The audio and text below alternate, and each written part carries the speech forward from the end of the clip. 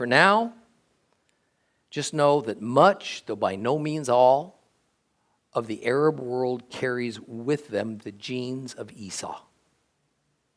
In particular, a large segment of the Turkish population is related to Esau, as are most Syrians and the Kurdish people of Iraq. We should at least have heard of the Ottoman Empire, which ruled the Middle East for many centuries, from about 1300 to just after World War I. The Ottomans were a dominant tribe in the nation of Turkey, and it was these particular Turks who are direct descendants of Esau. And of course, these Turks are Muslim. And we know from Bible prophecy that the Turks are going to play a primary role in the events of Revelation as enemies of Israel. It all comes together, doesn't it? The thing we must also understand is that the majority of Muslims in this world are in some way or another related to Esau, even the ones in Afghanistan.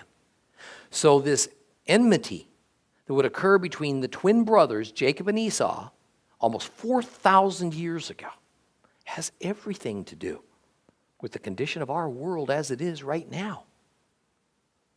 It's what's led up to our current situation and how it's going to all play out leading up to and through the Great Tribulation.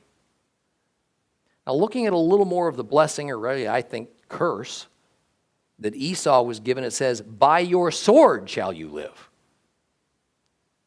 In other words, violence, pillaging, that shall be Esau's way of gaining wealth and prosperity. And as I have explained on a number of occasions, these prophetic blessings have more effect on the person's future descendants than on the person who originally received the blessing. And that is what we find as we follow the progress of Esau's line. Esau's descendants didn't become shepherds. They became conquerors, bands of robbers who descended on caravans that passed through their lands. War was their way of life. War is even at the heart of what is now their religion, Islam.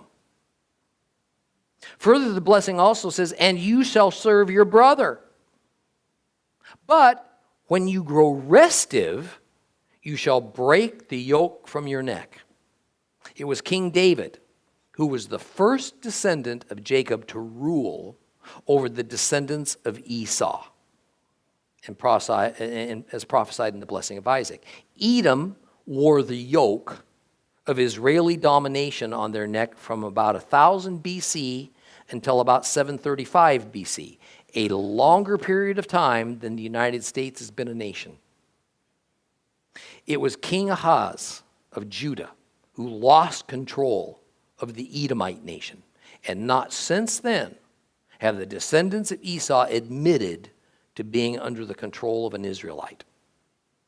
Hopefully this helps to explain the determination of the so-called Palestinians today to be free of any control under the thumb of the reborn nation of Israel, because many Palestinians recognize they are descendants of Esau.